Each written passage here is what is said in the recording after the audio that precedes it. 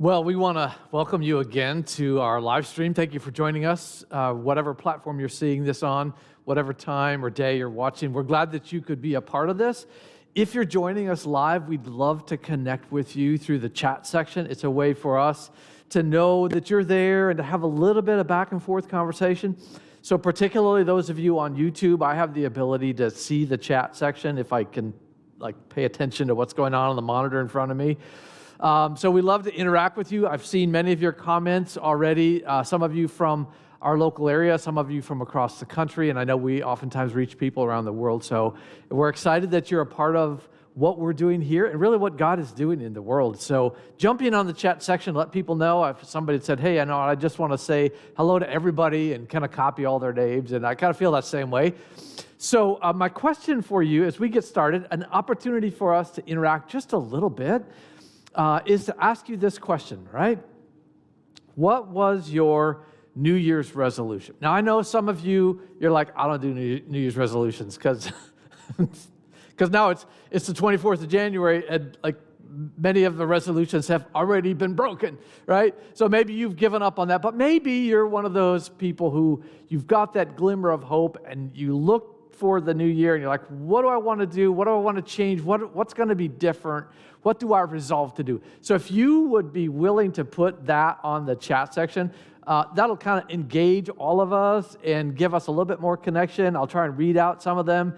If you have a resolution that you're brave enough to put on there, it doesn't necessarily mean that you have kept it perfectly for the last 24 days, but this is your resolution. Like one of my resolutions, every year I come up with what are the key word or words that I want to really build my life around in the coming year. And so this year, because I'm a pastor and you can't just have one, so I had to have three, right? So it was listen, learn, and lead with love, right? Those were my three. And so have I done that perfectly for the last 24 days? No, right?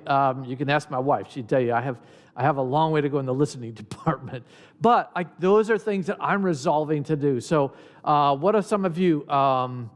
Every day is a new resolution, says George. All right.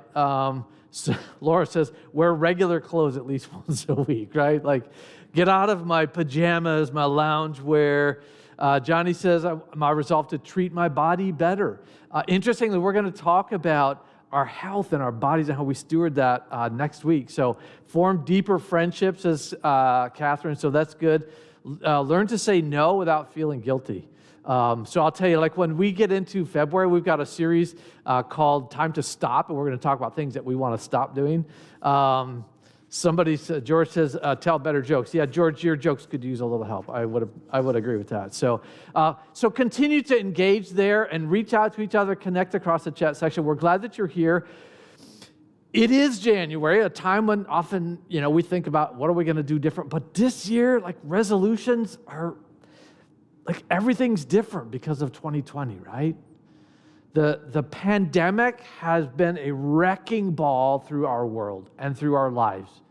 Shattered dreams, shuttered businesses, broken bodies, broken goals and expectations, families, fractured relationships and friendships. So much chaos and disruption. So as we move into this year as a church, we said, how do we start putting together all of these broken pieces? Each week we're taking a look at a different arena of life. And how can we start putting the pieces together even now, recognizing we still have a ways to go with this. So we've looked at things like our purpose and our priorities, and today we want to take a look at one area that I think has really suffered a lot as we've gone through the pandemic, and that is our relationships. We want to understand how can we begin to refresh our relationships in light of the pandemic. So it's taken a toll, right? For some of you or some of us, right? What we realize is we've been in the same domicile with the same people for too long, right? And it's starting to wear, it's starting to create problems along the way because like you're not used to being with all of those same people all the time. There's nowhere to go. Interestingly, during the pandemic, the statistics on most areas of crime in our country have gone down. The exception to that is domestic violence, because there's some real issues and problems that are coming out as a result of this. Or maybe, right, you've been isolated from life-giving relationships for too long, and it's starting to take a toll on you as a person. I know from my conversations with mental health professionals that they are swamped, that they are buried with requests because people are recognizing, like, I need help, like, I'm not doing okay. Can somebody help me work through some of this? And part of that's related to being isolated. Or perhaps in your case, it's one of those situations where the stress of the pandemic has caused you to just almost like the relationships have fallen by the wayside. The data is very clear that particularly for men, when they face unemployment, which is a big challenge for many, that they are 33% more likely to divorce. So relationships can just crumble and disappear. All of these things and more are part of the reason that we want to talk about how do we refresh our relationships. And this is not just, it's not just like a social experiment, like, hey, let's be better friends. Like, there's more at stake here than I think sometimes we realize. And I want to try and connect some of those dots for us in the next few minutes, if I could. Have you ever noticed how stress can be very revealing about what's going on in a number of different areas? Maybe you're familiar with this. Maybe you are one of those people who has had an injury, like a knee injury. You used to run or play soccer or something, and all of a sudden, one day, something happens. You make a turn, you go to push off, and something comes apart inside. And what's happened is the stress of whatever you were doing, your motion activity, has revealed that there's something not right. There's an inherent weakness or flaw somewhere in your body, and that stress begins to reveal it. You're like, well, how come other people can do this and they're fine? Because they didn't have that same underlying issue. Or take the stress of what your life is bringing, what's in front of you, the challenges you're facing, could be finance, career, family. And have you ever noticed, maybe you've known people, maybe this has been your story, where the stress of life gets to the point where something snaps.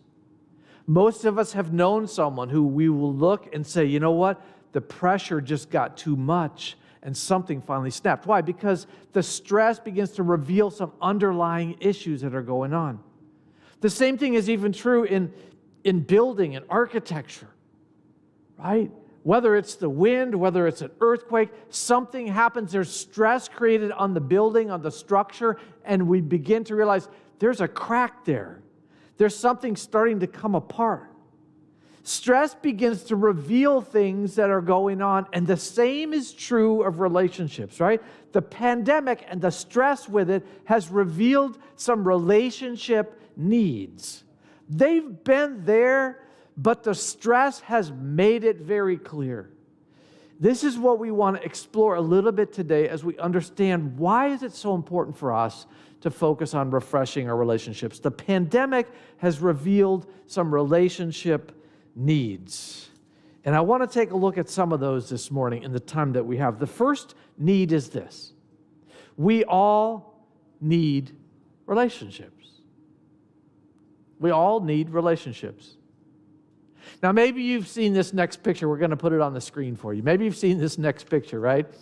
And this is the famous picture, right? There's the turtle sitting on top of a fence post. Like, all right, like, you didn't get there by yourself, and you didn't get down by yourself.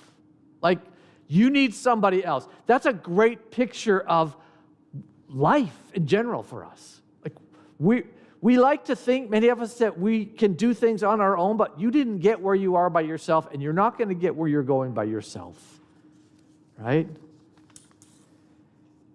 Now, before you write this off as, well, duh, Pastor Mark. Like, yeah, we all need relationships. Everybody knows that. It's not just we all need somebody, that famous song, right? It's deeper than that. Much deeper than that. Let me roll the tape back, if I could, to the very earliest part of the Bible, in the Old Testament, Genesis chapter 1, verse 26. Here's what we read.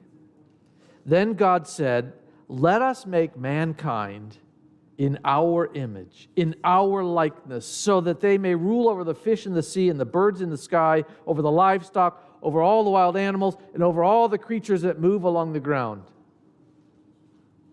To help us understand ourselves, to help us understand the God who made us, right? We have this amazing collection of books called the Bible. And coming out of the blocks, here's what we learn. In the very first chapter, in the very first book, we learn a couple things. First of all, we're made in the image of God. That is, we are image bearers. We're meant to reflect God who made us into His creation. We're image bearers. Second thing we learn is this. This God whose image we bear is a relational God. A relational God. What does it say, right? Let us make man in our image. Who's us?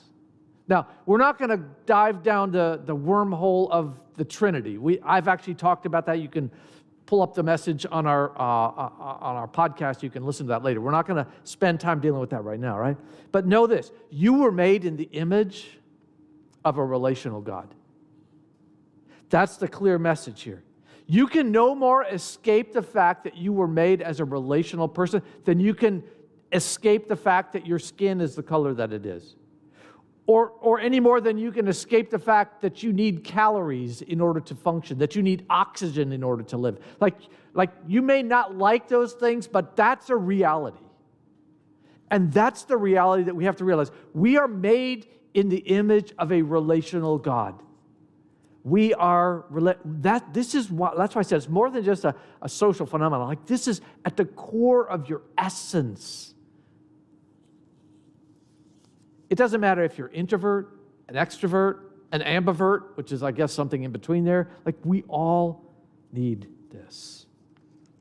I've actually talked with people who are legitimate, serious, introverted kind of people going through this pandemic.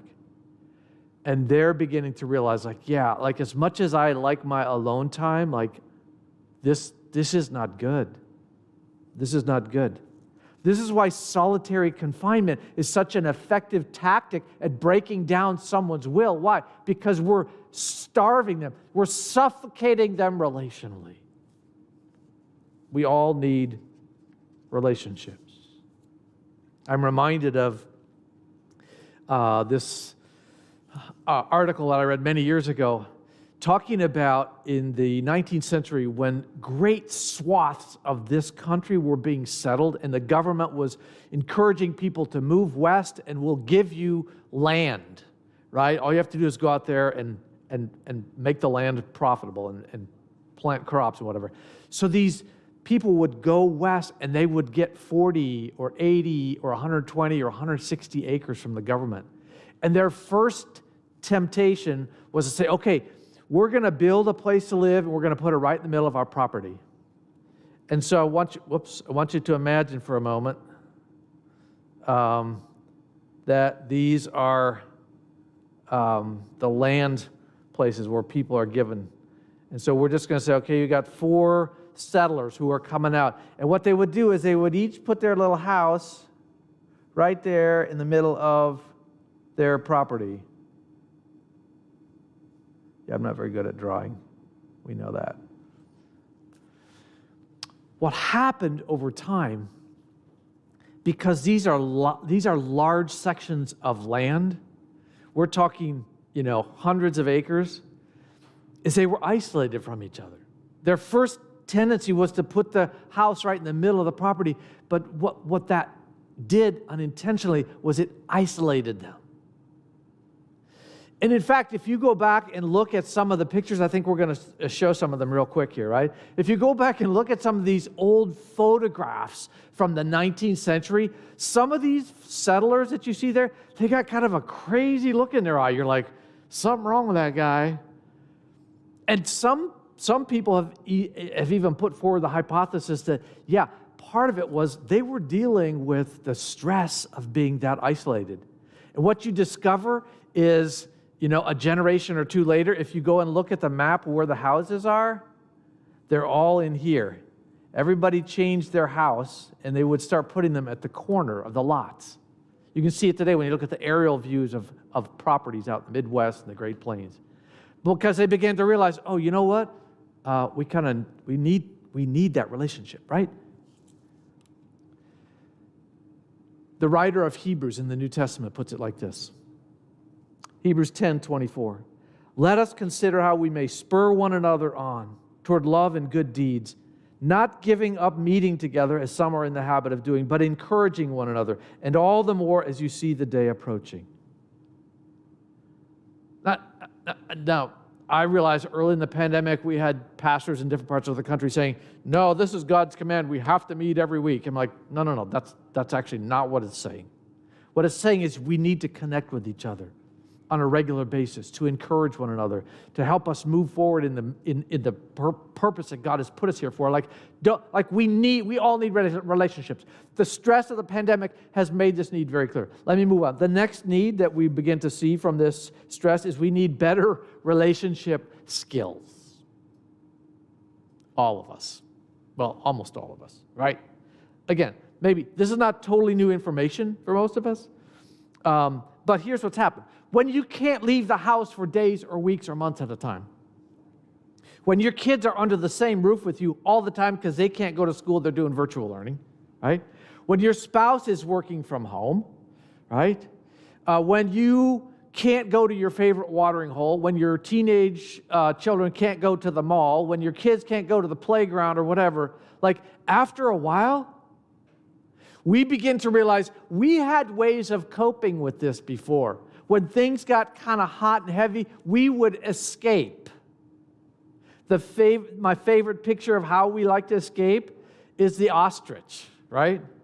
The ostrich just puts its head in the sand. We're like, yep, problem's not here. I'm going to go escape. I'm going to walk away from this, and I'm going to live my life as though it doesn't exist for a few minutes or hours or days or whatever happens to be. But with the pandemic, it doesn't work. Because we're all stuck together. We need better relationship skills. And thankfully, Jesus actually offers us some basic skills on how we can get better at relationships. So let me direct our attention to a couple of these comments from Jesus. In Matthew chapter 5, starting in verse 23, here's what Jesus says. Therefore, if you're offering your gift at the altar, and there remember that your brother or sister or child, or neighbor, or spouse, I would add, has something against you, you should unfollow them, unfriend them, and cancel them. Oh, wait. No. That's not what he says. He says, leave your gift there in front of the altar. First go and be reconciled. Then come and offer your gift. In other words, Jesus is saying, this isn't even something to put off to another day. This is to take priority over our religious practices. But I would submit this actually is a religious practice. This is living out. This is one of the highest forms of religious practice. Why? Because it's reflecting the image of a relational God into His creation. If you think of yourself, someone who's created to reflect God's image, your life is like a mirror. So imagine coming to God with your religious acts or service or whatever happens to be, and God takes a look at you. He's like, it's a nice mirror, but you got this big old smear of ketchup right here. Like, before we deal with you and me, let's clean that thing off a little bit, right? Let's make this reflection look a little bit better. Let's go and be reconciled, because as a relational God, that really matters. Then Jesus goes on later in the same chapter to say this in Matthew 5:43. You've heard that it was said, love your neighbor and hate your enemy, but I tell you, love your enemies. Pray for those who persecute you, that you may be children of your Father in heaven. He causes his sun to rise on the evil and the good, and sends rain on the righteous and the unrighteous. Now, scholars are a little confused because this phrase, hate your enemy, it doesn't actually show up in the Bible. So the best theory is that this is sort of a cultural saying that they adopted, sort of embrace it. Like, yeah, hate your enemy. Like, that's the thing to do. That's the politically correct thing to do. It just doesn't happen to be God's way. So notice the statement. He says, love your enemies, pray for those who persecute you, that you may be children of your Father in heaven. Let me just pause there for a moment. Like, this isn't how we become children of our Father. This is how we be. Like, how do we live this out? If you're a parent, you've probably had those moments. Maybe you're out in public and your child does something that is so contrary to everything that you believe and value and that you've taught them. You kind of look at them, you're like, ain't my child. Must be from his mother, must be his mother, his father. It's like you're not being who I would have you to be. And Jesus is saying, right, if we want to be children of our Heavenly Father, we love our enemies. We pray for those who persecute us. Why? Because they too are image bearers of a relational God. When was the last time you did that? When was the last time you loved your enemy? I don't mean like get all gushy, mushy. I mean, it's like love, like I desire the best for you. When's the last time you prayed for the person who persecutes you, who gets under your skin? Then, Jesus' chief marketing officer, as we might call him, this guy named Paul puts all of the cookies on the bottom shelf for us when it comes to relational skills. Colossians chapter 3, starting in verse 12. Here's what he says. Therefore, as God's chosen people, right? You're these image bearers, holy and dearly loved, clothe yourself with compassion, kindness, humility, gentleness, and patience. Would the people who share a house or home or office with you, would they use any of those 5 words to describe you? Because Paul's saying, put these on as your garment. This is what people will see. Then he goes on, bear with each other and forgive one another if any of you have a grievance against someone. In other words, you're going to have some problems. You're going to rub up against each other. You're going to offend one another. You're going to say and do stupid things. Bear with one another. This is the opposite of canceling. Bear with each other. Forgive one another. Forgive as the Lord forgave you. And over all these virtues, put on love, which binds them all together in perfect unity. Stop and think for a moment. What impact would this have on your relationships if you were somehow able to put this into practice? Has the stress of the pandemic revealed to you your need for better relationship skills? And then finally, the last need that the stress of the pandemic reveals about our relationships is that for most of us, we need better relationship variety. Variety. Now, I can't help but think of a scene from one of the favorite movies in my family, a Christmas movie, Elf. And at one point in the movie, Elf, who, if you haven't seen it, is a human who's raised by elves. And anyway, so he's talking to his newfound family, and they're at the dinner table, and he's going on about, he says, this is what elves like. We elves like to stay with the 4 major food groups, right? Candy, candy canes, candy corns, and syrup. And you're like, those are all the same thing. They're all just sugar, right? But that's kind of what happens for many of us when it comes to our relationships. That they're all the same thing. As the pandemic has gone on, and polarization has continued to fracture and fragment our communities and our conversation. We sit at home, right, and we're connecting with people online. Many times that's the only thing we can do. And we begin to discover not everybody agrees with me. I don't really like their comments. I don't like their tone. And so I fire off a comment, opinion. I get flagged. I get jeered. I get flamed. I get booted off a platform. And after a while, what happens is we only start to interact with people who are like us. People who see the world the way we do. We write off the comments and the opinions of vast swaths of humanity because they don't agree with ours. We go so far as to unfriend them, to unfollow them, to cancel them.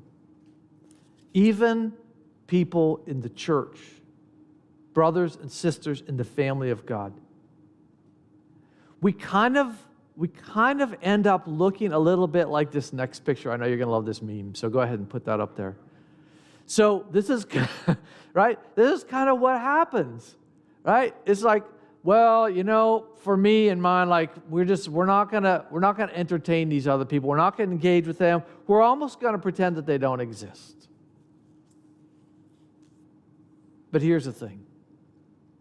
Jesus, the image of the invisible God, had a much different approach to this. If you want to talk about variety in relationships, you'd be hard-pressed to find some group that had more variety than Jesus' disciples. Yes, I know they were all Jewish men, but understand within there, so let me just read this for you. This is in Luke chapter 6, starting in verse 12, and Luke tells us a little bit about Jesus' selection of the variety of friends that he was going to hang out with for the next 3 years. One of those days, Jesus went out to a mountainside to pray, spent the night praying to God, and when morning came, he called his disciples to him, and he chose 12 of them, whom he also designated apostles. Simon, whom he named Peter, his brother Andrew, James, John, those two were brothers, Philip, Bartholomew, Matthew, Thomas, James the son of Alphaeus, Simon who was called the Zealot, Judas son of James, and Judas Iscariot who became a traitor. You don't have to look very far in this list to realize this is the exact opposite of an echo chamber. First of all, there's Judas, right? The guy who would betray him. Like Jesus included him in his group, knowing what was going to happen. And then there was Philip, whose name is on here. And what you may not realize is Philip was not a Hebrew name. Philip was a Greek name. Now, we believe he was Jewish, but he had a Greek name, which means he had one count against him. I'll never forget having a conversation years ago with someone who was coming to Seneca Creek whose birth name was Muhammad, but he went by another name because he said, people make all kinds of conclusions about me based on my name. And so he felt like he had to use a separate name. And so here's Philip with a Greek name in the middle of all of these Hebrew-sounding names. But there's more, right? There's Matthew. Matthew was a tax collector, which basically means Matthew was in bed with the Roman government, which is bad enough, but then you realize one of the other names on here is Simon the Zealot. If you don't know anything about Jewish history, the Zealots, let's just say they were way out on the fringe. Like their goal was to overthrow the Roman oppressors by any means necessary. If they could slit their throat in a dark alley, they would do it in a heartbeat. And yet here you find Simon the Zealot in the same group of 12 with Matthew, who's been in bed with the Roman government, collecting money for them and extracting it from his own countrymen. This would be the equivalent of, putting the Proud Boys and the Black Lives Matters together and saying, hey, let's go on a 3-year vacation together. Or taking somebody like AOC and Senator Hawley from Congress and putting them together and say, let's work this thing out. Like it blows the mind. And Jesus puts these people together in his group. Talk about variety. Don't think for a moment that this was an accident. Jesus knew exactly what he was doing. I believe one of the reasons that the early church and these leaders had the impact that they did is exactly because there was such variety in their relationships. So, earlier this week, I was scrolling through a social media post, and I came across this fascinating comment. I want to read this to you for just a moment. Somebody had put this on their social media. They wrote this: I'm combing my social media feeds tonight, counting how many posts I can find that are excited, hopeful, and angry, discouraged about the beginning of a Biden-Harris term, making sure I see a fair amount of both, and here's why.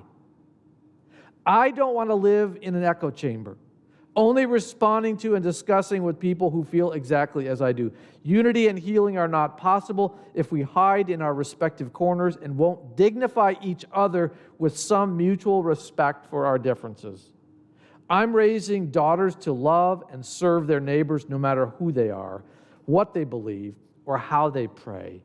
May their generation be loving, kind, honest, forgiving, and hopeful for constant change for the better. And I read that, I'm like, that is amazing.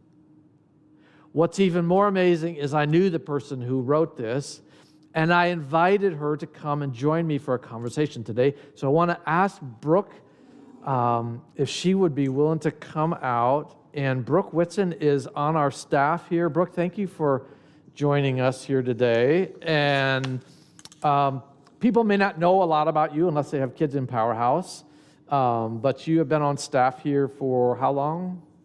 About a year and a half now. About a year and a half, and you are the director of children's ministries. You also have a social media presence. Obviously, I saw your post. And so I just, when I saw it, something in me was like, that's exactly what we need that.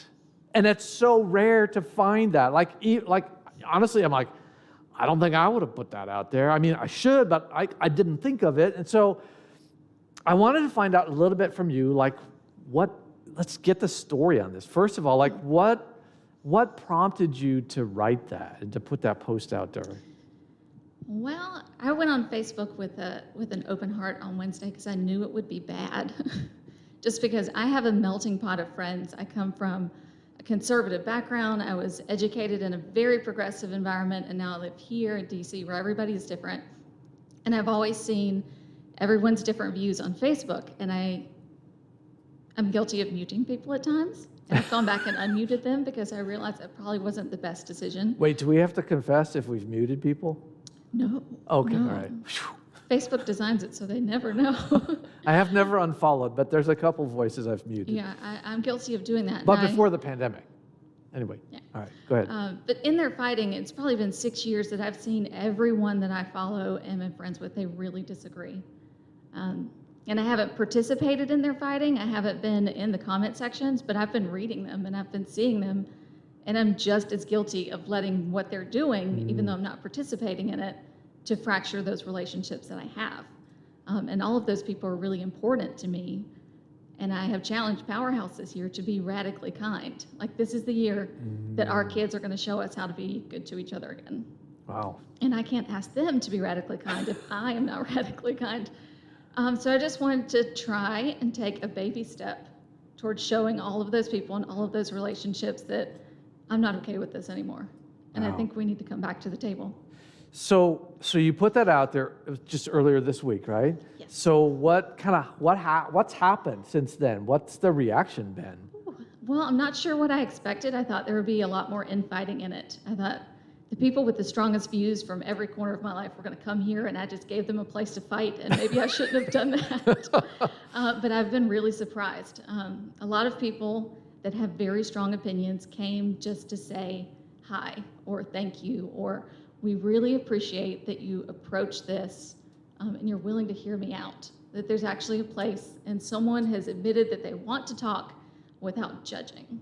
Wow. So just showing people, I'm here, I'm going to listen, I'm going to try not to judge you because I want to be a little more curious. I want to ask questions and not what do you believe, but why do you believe it and how do you believe it, so that we can kind of understand each other and get those relationships back on track. So there are a few people that I've reconnected with this week that I haven't talked to in years. Interesting. So it surprised you a little bit. Very surprising. Yeah.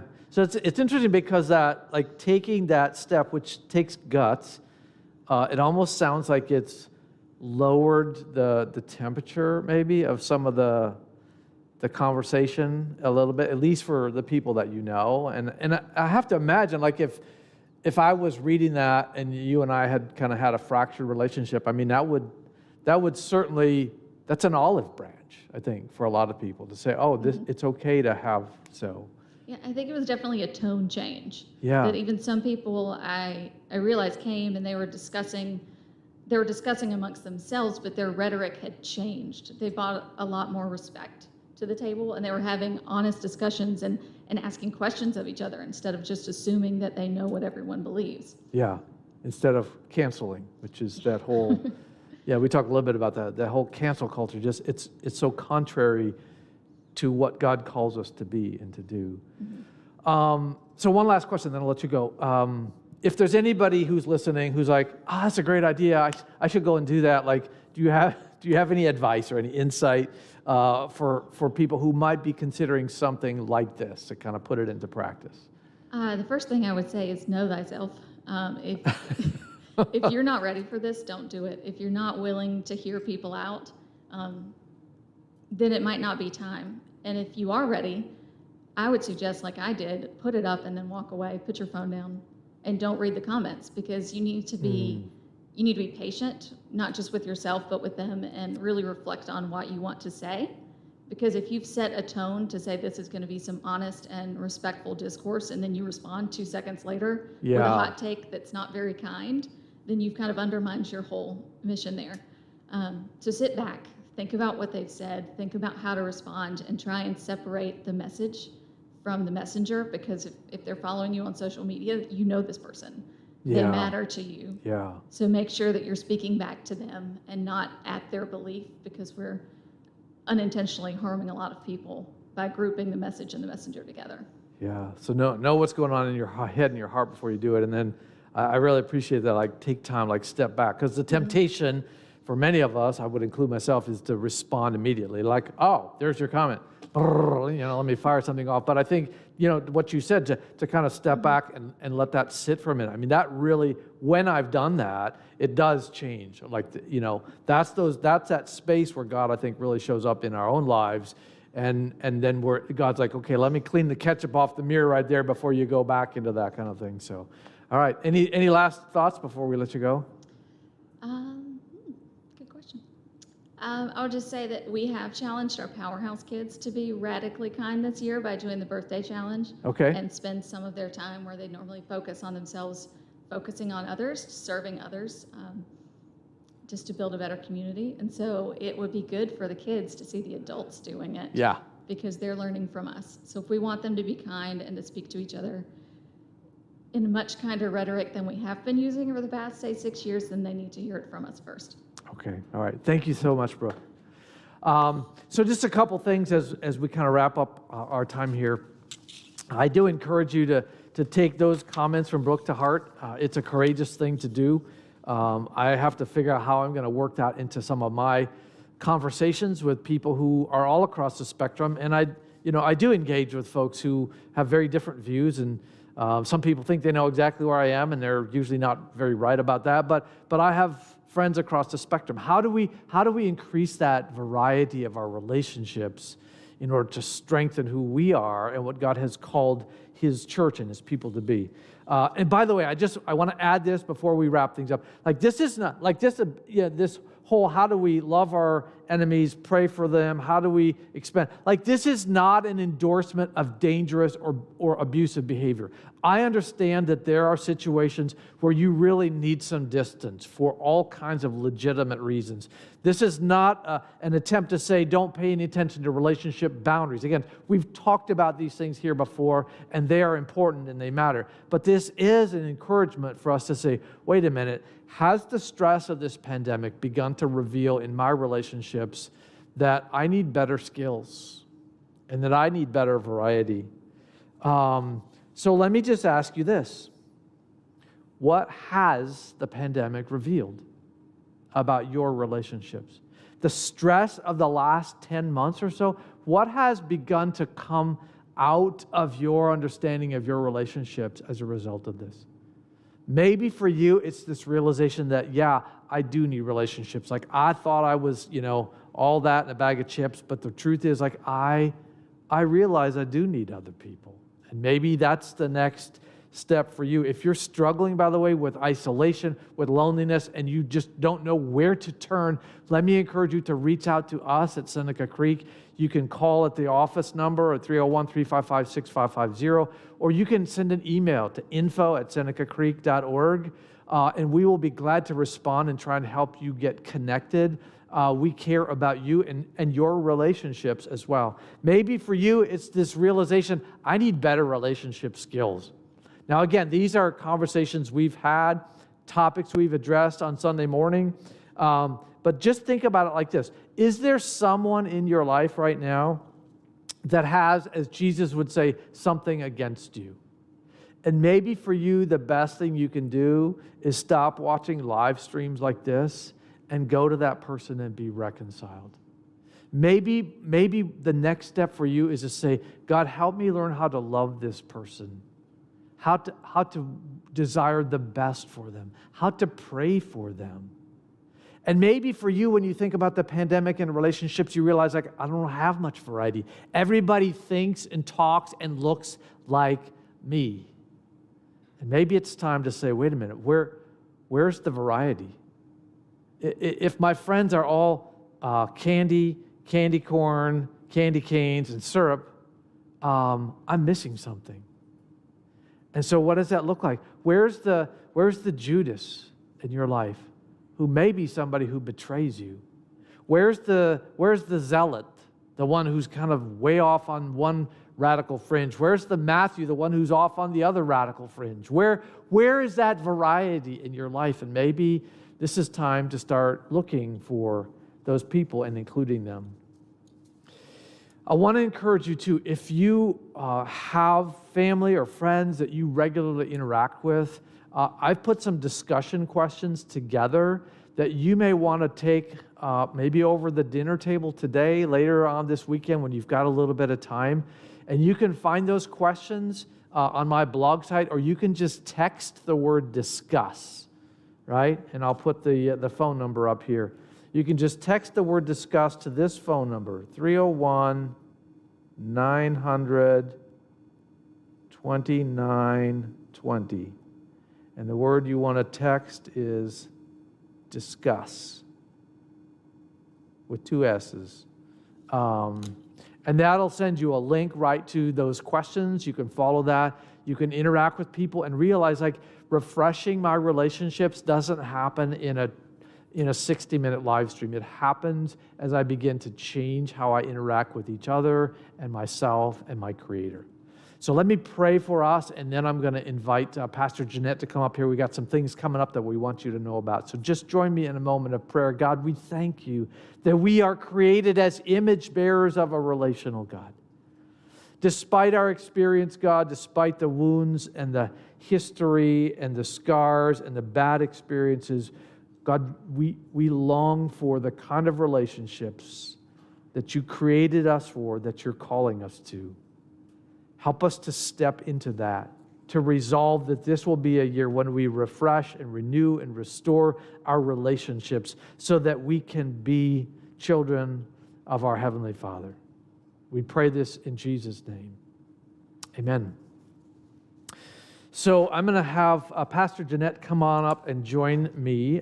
Jeanette, thank you for being part of our live stream. I know every week we drag you in here from your home and you come in and you've got all kinds of things you're working on and you get to come up, but there's there's so much happening every week. You more than anybody else are like, you've got your finger in all of these pies, right? And you're very much aware of stuff that's going on and very passionate. So what do we need to know about? Yeah, and it's so hard to get the word out. You could ask Heather about that. And she's trying to communicate everything that's going on without seeing you in person. But speaking of relationships, Converge groups launched this week. So if you have not checked out our array of Converge groups, you're going to want to do that. You can do that on the Seneca Creek app. In the news feed of the Seneca Creek app, click on Converge. You can scroll through all the groups we have. We have groups meeting on different nights of the week. We have men's groups, women's group, combined groups, lots of different topics. So that's a great way to be able to continue to connect with one another. And one of the things that we try to do in our Converge groups is exactly what Pastor Mark was talking about, is to create a space where in our church, we don't all think alike. That's one of the things I love about this church, right? I'm going to be challenged and sometimes annoyed by the perspectives of others here. And I love that because then I'm not in an echo chamber. And so in Converge, that's a place where you can talk and you can be open to hearing the perspectives of others and maybe having an opportunity to share your perspective. Iron sharpens iron, learn from one another, grow, and do it in the context of what the Bible might have to say about what we're going through today. So I really want to encourage you to consider being a part of a Converge group this semester. And then Powerhouse and Switch 56. So Brooke and Bob and their teams are continuing to put together family boxes. So we're so sad that we can't be with your kids and we miss them, but we still want them to be able to be reminded of God's love for them, to be learning about Jesus, to know that especially in this time of uncertainty and the unusual things going on, that God is with them, God loves them, God has a plan for their life. And one of the ways that they're doing that is by creating family boxes with lots of activities and just fun things that you can do at home with your kids, videos.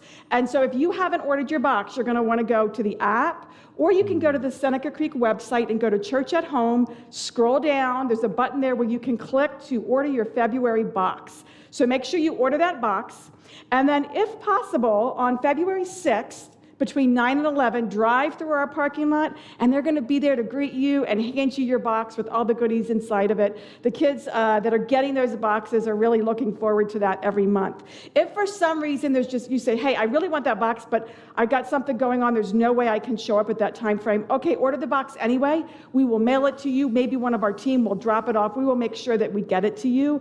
But those are the two ways that you can get those boxes. Now, Switch 56, I want to be clear, is for 5th and 6th graders. So we have a preschool box, an elementary box, and then a preteen box. So you're going to want to be a part of that. And then I want to talk more about all of our food distribution through the Gaithersburg Cares Hub, which is a ministry of Seneca Creek happening here in our building, really about 5 or 6 days of the week.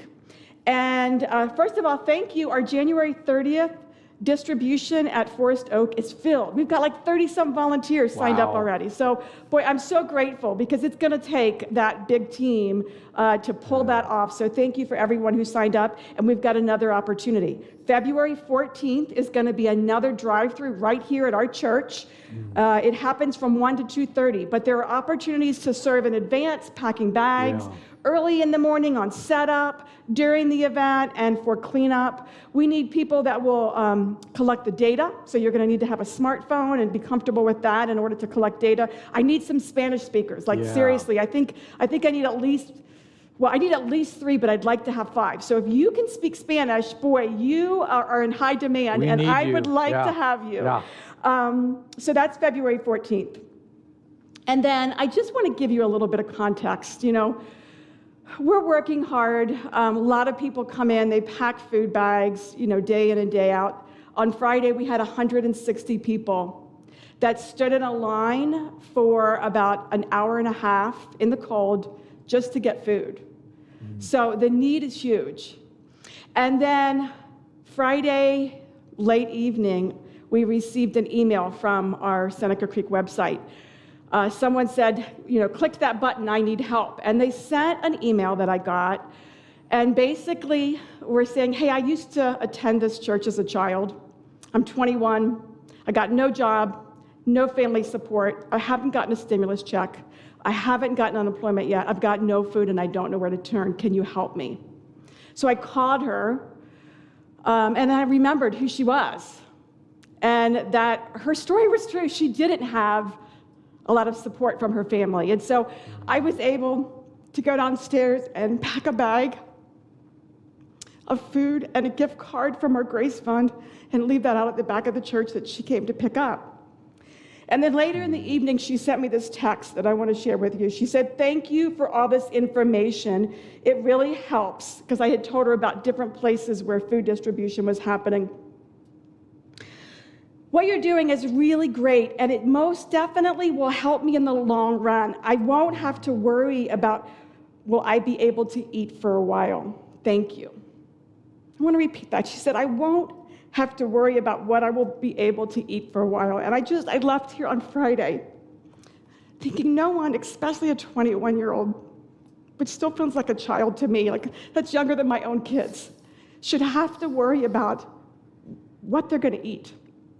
And so I just wanted to share that with you, Seneca Creek, because the work that you're doing, every time you volunteer, you are helping people that really have a great need. And the need is just so much bigger now because of the pandemic. And I don't want us as a church to ever lose focus with the numbers and forget that they are people. They're 21-year-old young women who are trying to get jobs and doing the best that they can. And thank God for your giving and your contributions, because we had money in the Grace Fund. We had a facility where we can pack bags, and we had the ability to meet that need through your generosity. So I just want to say thank you for what you're doing. Yeah, thank you, Jeanette. Thank you for letting us know that. One of these days we'll work with Jeanette so she can get a little passion. She's just such a stoic all the time. But it's so helpful to hear those stories and recognize like you're making a difference in the lives of people in our church family, in our community family. So thank you to all of you who have been a part of the funding process for this, like doing what we do, not just on Sunday, but all week long. Like it requires, like everything else, it requires money. And so many of you have stepped up.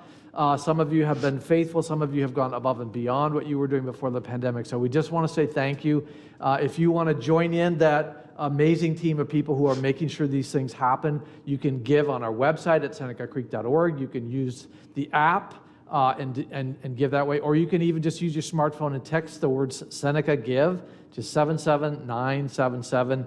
And we'd be happy to share with anybody who wants to know where is the money going. Our books are open to those who want to review them. We have nothing to hide. So thank you again. Thanks for being a part of this live stream. We look forward to seeing you again in the coming days and weeks. Let us know if you've got questions, if you've got needs, if you want to volunteer and help in some of these areas. Thank you for being part of what God is doing here. We love you very much. We look forward to having you in person eventually soon. And in the meantime, have a great rest of the weekend, and we'll see you soon.